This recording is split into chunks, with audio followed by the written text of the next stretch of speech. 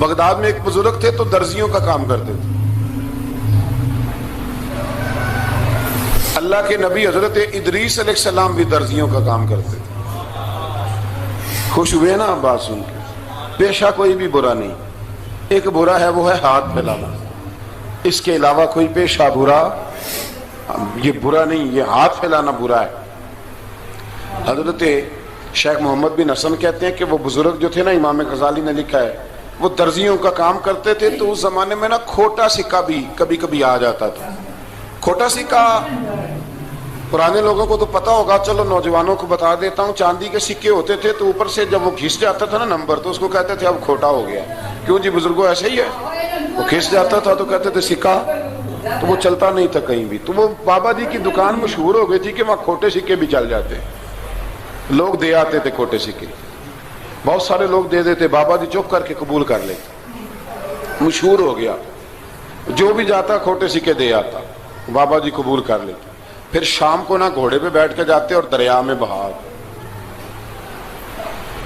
ایک دن کچھ بندے کھوٹے سکے لے کے آ گئے تو بابا جی ابھی مصلے پہ تھے، نماز پڑھ رہے تھے، تو بیٹے نے کپڑے دیے تو کھوٹے سکے وصول کیے.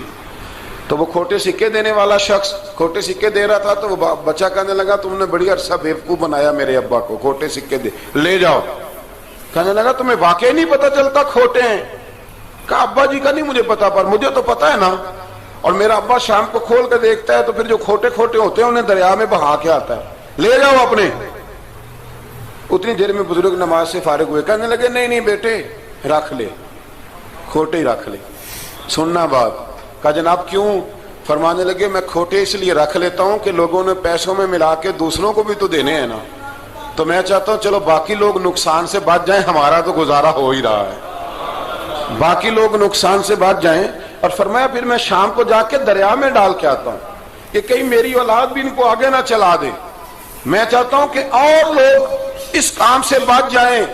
درویش کہتے ہیں کہ جب اس بابے کا آخری وقت آیا نا تو جو اس نے جملہ کہا میرا کلیجہ پھٹ گیا. آخری وقت جو اس نے دعا مانگی تو فرماتے ہیں میرے اندر وجد اور کیف کی صورت پیدا ہو گئی. فرماتے ہیں ان بزرگوں نے اپنے آخری وقت دعا مانگی، اے اللہ میں نے ساری زندگی کھوٹے سکے قبول کیے تاکہ تیرے بندے شر سے بچ جائیں، تو یا اللہ تو بھی اس کھوٹے سکے کو قبول فرما لے.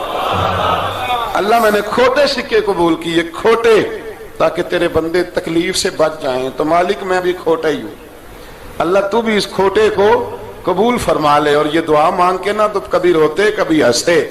لوگوں نے کہا کیا ہوا؟ کہتے ہیں لگتا ہے رب نے کھوٹا سکہ قبول فرما لیا، لگتا ہے کہ اللہ نے کھوٹا سکہ قبول. لوگوں کو تکلیف سے بچائیں. ہمارا وجود یارو مطلب کیا ہو جائے گا 2 منٹ کے لیے سمجھ لیں کیا ہو جائے گا.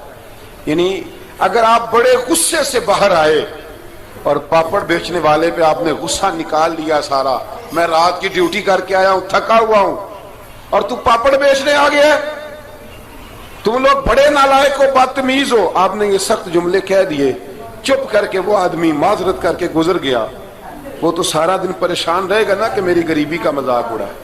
مطلب ہو کیا گیا، ہوا کیا اگر اس نے کوئی بات کر لی. اعلیٰ حضرت فاضل بریلوی کے خلیفہ تھے لاہور میں سید ابو البرکات شاہ صاحب رحمت اللہ تعالی علیہ. تو رات کو ایک شخص تراویح کے بعد حضرت سویا کرتے تھے. بہت سارے لوگ تو سو ہی نہیں پاتے رمضان کی راتوں میں، سو ہی نہیں پاتے، میں خود نہیں سو پاتا. اب تراویح سے اگر آپ 10:30 فارغ ہوئے تو 2 بجے اگر آپ کو دوبارہ اٹھنا ہے تو بیچ میں آپ کو کیا ملے گا؟ اگر آپ نے کچھ پڑھنا پڑھانا ہے، صبح درس دینا ہے، تو پھر تو آپ کے لیے بڑا اور یہ خاصا مشکل کام ہے، یہ خاصا مشکل کام ہے. آپ یقین کریں چند تفسیریں دیکھتے ہیں تو ٹائم بہت زیادہ ہو جاتا ہے. وہ پھر آگے سننے والوں پہ بھی ڈیپینڈ کرتا ہے ان کے مزاج مبارک کس طرح کے. سید صاحب رحمۃ اللہ علیہ نا عشاء کی نماز کے بعد تراویح پڑھ کے تو کچھ عبادت کی، کچھ مطالعہ کیا، صبح درس دینا تھا تو تھوڑی دیر کے لیے بوڑھے آدمی تھے، تھک گئے تو سو گئے. ایک بندہ نا کہیں گیا ہوا تھا تو واپس آیا تو اس نے دروازے پہ دستک دی. تو سید صاحب کے بیٹے تھے، بخاری شریف کی شرح لکھی، بڑے عالم تھے سید محمود رضوی صاحب رحمت اللہ. رضوی صاحب کہتے میں نے دروازہ کھولا، میں نے کہا ہاں جی بولو. کہنے لگا جی میں نے سید صاحب سے ملنا ہے. مفتی اعظم پاکستان تھے وہ، لاہور میں حزب الاناف ادارہ تھا، سید ابو البرکات شاہ. میں نے حضرت صاحب سے ملنا ہے. تو کہا کوئی حکم ہو تو مجھے نہیں, کہ میں نے انہی سے ہی ملنا ہے. یہ بھی بڑا مسئلہ ہوتا ہے, میں نے انہی سے ہی ملنا ہے. چلو ٹھیک ہے جی, انہی سے مل لو. تو کہتے ہیں اتنی دیر میں نا سید صاحب بھی اٹھ کے آ گئے. محمود کون آیا؟ تو اس نے کہا حضور میں آپ کا ایک عقیدت مند ہوں, تو میں کہیں گیا ہوا تھا تو ابھی واپس آیا ہوں, تو مسئلہ نا کئی دفعہ پوچھنا کرتا ہوں تو بھول جاتا ہوں, ذرا بات کی نزاکت کو دیکھنا, بھول جاتا ہوں. تو یاد آیا تھا تو میں نے کہا چلو ابھی پوچھ آتا ہوں, گزر رہا تھا یہاں سے, میں پوچھو.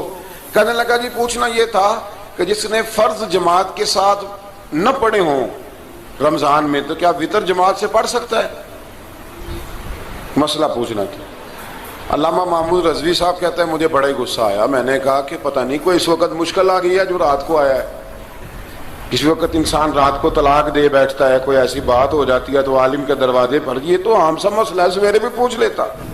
اتنی تکلیف دی اس نے, کتنی بڑی اذیت ہے. اور ایسے ہوتا ہے, ہم نہیں احساس کرتے کہ یار تھوڑا سا دیکھ لیں, ماحول کو دیکھ لیں, طبیعت کو دیکھ لیں.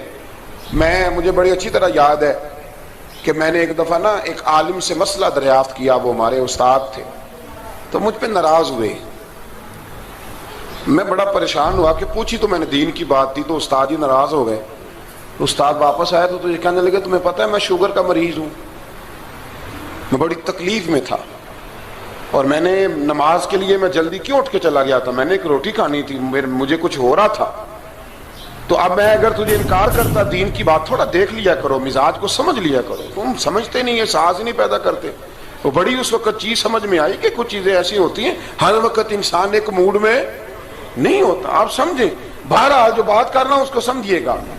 تو وہ کہتے ہیں کہ سید صاحب نے اس کو کہا, میں بات ختم کرنے لگا ہوں, کہا کہ وہ اگر نہیں نہ پڑھے فرد جماعت کے ساتھ تو بہتر یہ ہے کہ وتر بھی جماعت سے نہ پڑھو. وہ بندہ مطمئن ہو کے چلا گیا. سید صاحب اپنے کمرے میں چلے گئے تو علامہ صاحب کہتے ہیں مجھے بڑا غصہ آیا. میں نے اس کو بلایا, میں نے کہا کہ کیا تیری جان کے مصیبت میں آئی ہوئی تھی؟ اسی وقت ہی مسئلہ پوچھنا تھا, اسی وقت ہی پوچھنا تھا, دل نہیں چڑھنا تھا, یا تجھے حضرت اسرائیل بتا گئے تھے کہ تیری آخری رات ہے؟ کہتے میں نے پورا غصہ نکالا اس کا. میں نے کہا تو بڑا ہی بیوقوف آدمی, اب بوڑھے آدمی ہیں اور بڑی مشکل سے نیند آتی ہے, آ ہی گئی تھی تو آ گیا ہے. کہتے میں غصہ کر رہا تھا تو سید صاحب آ گئے, تو آ کے مجھے ڈانٹا, چپ کر, اس طرح کسی کے ساتھ بات کرتے ہیں. پھر اس کو کہنے لگے بھائی معاف کرنا, یہ ابھی بچہ ہے, اسے پتہ نہیں. کہتے ہیں پھر مجھے کمرے میں لے گئے اور بہت بڑا ہی جملہ کہا. اگر آپ اپنا کلیجہ ٹھنڈا کرنا چاہیں نا تو اس طرح بھی کر سکتے ہیں. بہت بڑا جملہ کہا. کہنے لگے معبود مسئلہ تو میں نے بتایا, تمہیں کیا تکلیف ہوئی؟ اور پھر فرمانے لگے شکر کرو اللہ کا, اس دور میں بھی کوئی دین کی بات پوچھتا ہے. شکر کرو اللہ کا, اس دور میں بھی کوئی دین کی بات پوچھتا ہے. شکر کرو اللہ کا, کوئی دین کی بات پوچھتا ہے, ورنہ تو لوگ پوچھتے ہی نہیں. تو اگر آپ خوش کرنا چاہیں اپنے آپ تو آپ سائیکل والے پہ غصہ کرنے کی بجائے یہ بھی تو کہہ سکتے ہیں نا شکر ہے رزق حلال کما رہا ہے, مانگ کے نہیں کھاتا, شکر ہے یہ محنت کر رہا ہے اپنی. تو آپ اپنے ذہن کو اس طرح کا بنائیں, سوچ کو اس طرح کا بنائیں. آج اس جمعے میں ہم نے ارادہ کرنا ہے کہ ہم نے آسانیاں دینے کی کوشش کرنی, ہم نے لوگوں کو تکلیف نہیں دینی, ہم نے کسی کو آزمائش میں مبتلا نہیں کرنا, ہم نے کوئی ایسا کام نہیں کرنا جس کی وجہ سے لوگ سمجھیں کہ یہ آدمی بوجھ بن گیا. کبھی بوجھ نہ بنے. یارو کتنا بدبخت ہے وہ آدمی جس کے مرنے کی لوگ دعا مانگے, اس کے مرنے کی. حضرت عبداللہ ابن مبارک کے پڑوس میں ایک یہودی رہتا تھا, یہودی تھا, یہودی. حضرت عبداللہ ابن مبارک مکان بیچنے لگے. حضرت عبداللہ ابن مبارک کا پڑوسی مکان بیچنے لگا, وہ یہودی. تو کہا تو کہا کتنے کا؟ 2000 دینار کا. 2000 دینار. تو انہوں نے کہا کہ اس گلی میں, اس محلے میں تو 1000 دینار کا مکان ہے, تو تیرا 2 کا کیوں ہے؟ کہنے لگے 1000 میرے مکان کا اور 1000 عبداللہ ابن مبارک کے پڑوسی ہونے کا. اس لیے کہ اتنا شاندار پڑوسی تمہیں کبھی نہیں ملے گا جس کی ہم نے کبھی آواز ہی نہیں سنی. 1000 روپیہ لوں گا ان کے پڑوس میں جگہ دینے کا, 1000. تو وہ شخص کہنے لگا یہ تو نے عجیب بات کر دی, حالانکہ تو یہودی ہے, یہ تو نے عجیب بات کر دی. تو کہنے لگا 3 دن میری گلی میں آ کے رہ, تو دعائیں مانگے گا کہ یا اللہ میں یہیں رہنا چاہتا ہوں. وہ دعائیں مانگے گا کہ اتنا اچھا انسان, اتنا خیال رکھنے والا, اتنا خیال والا